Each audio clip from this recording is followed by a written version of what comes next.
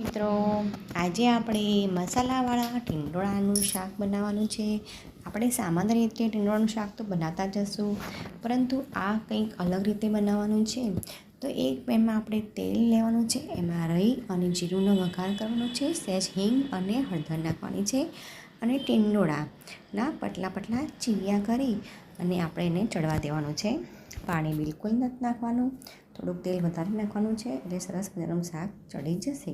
હવે આપણે એક થાળીમાં ચણાનો લોટ, શેંગદાણાનો ભૂકો, મીઠું, મરચું, હળદર, ધાણા જીરું, ચપટી ખાંડ, સહેજ લીલો મસાલો અને તેલનું મોણ નાખી અને મસાલાને મિક્સ કરી દેવાનું છે. હવે જ્યારે શાક ચડી જાય પછી આપણે આ જે મસાલો કર્યો હતો તે એની ઉપર નાખી દેવાનું છે. તો સરસ મજાનું મસાલેદાર ટીંડોળાનું શાક અને એની ઉપર સહેજ લીંબુ નાખવાનું છે. તો આપણું શાક